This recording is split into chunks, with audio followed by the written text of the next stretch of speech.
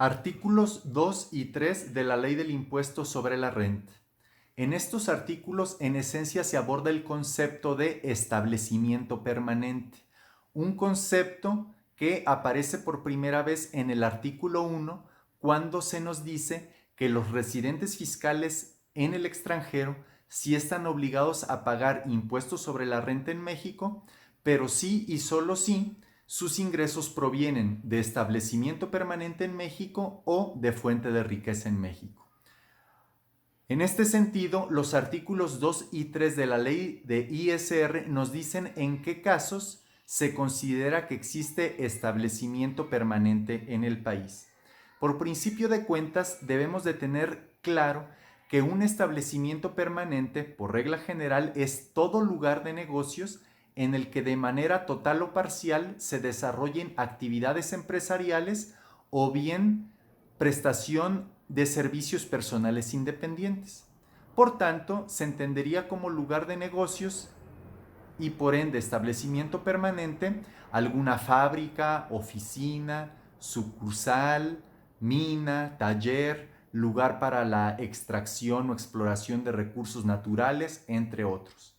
Sin embargo, párrafos adelante, el artículo 2 nos dice que no necesariamente se requiere de un lugar físico, de un sitio con existencia física para entender que hay establecimiento permanente. También puede darse de manera virtual por la actualización de ciertas relaciones jurídicas.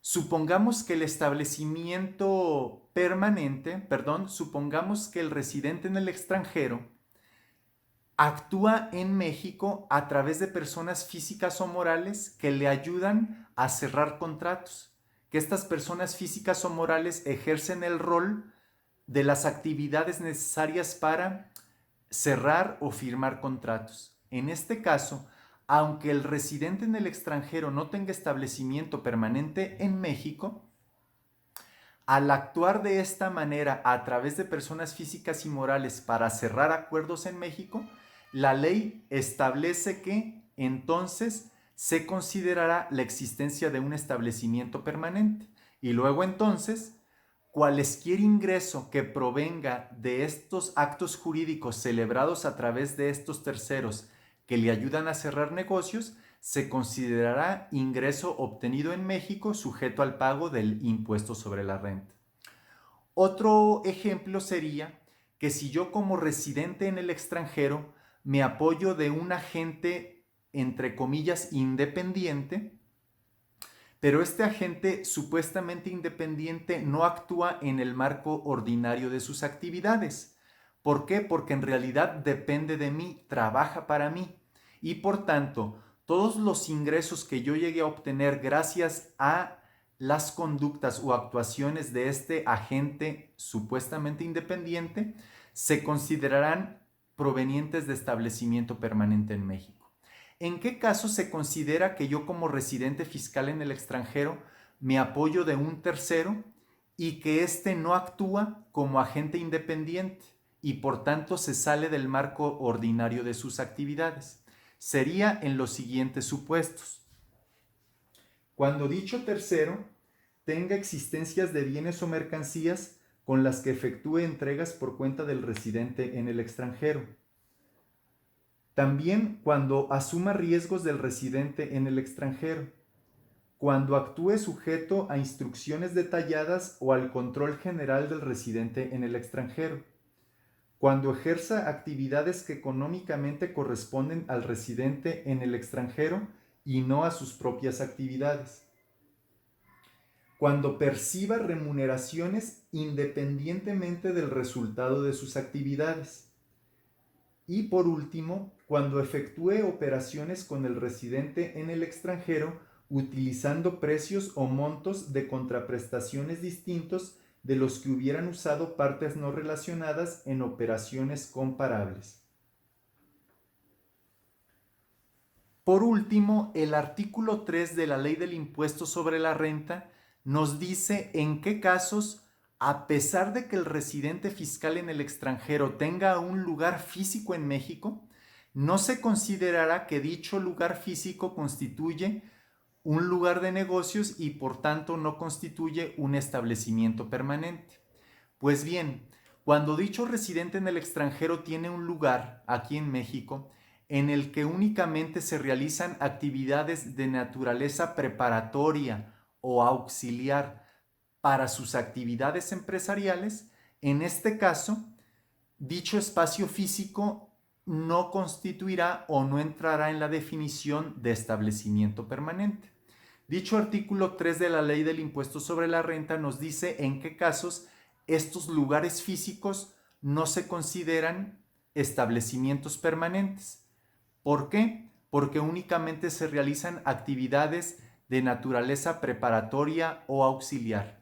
Y es en los siguientes supuestos. Cuando dicho espacio físico únicamente se utiliza para mantener en las instalaciones un lugar de almacenaje o de exhibición de bienes o mercancías, o bien cuando ese espacio físico se destina para la conservación de existencias de bienes o de mercancías pertenecientes al residente en el extranjero con el único fin de que sean almacenados o exhibidos o de que sean transformados por otra persona. También se considera que este espacio físico no es establecimiento permanente cuando únicamente se utiliza con el único fin de comprar bienes o mercancías para el residente en el extranjero. Asimismo, cuando la utilización del lugar de negocios es con el único fin de desarrollar en el mismo actividades de propaganda, suministro de información, investigación científica, preparación para la colocación de préstamos o de otras actividades similares. En conclusión, cuando nosotros vayamos a la Ley del Impuesto sobre la Renta y leamos los artículos 2 y 3, deberemos de concluir que un establecimiento permanente, por regla general, es un lugar de negocios, un espacio físico.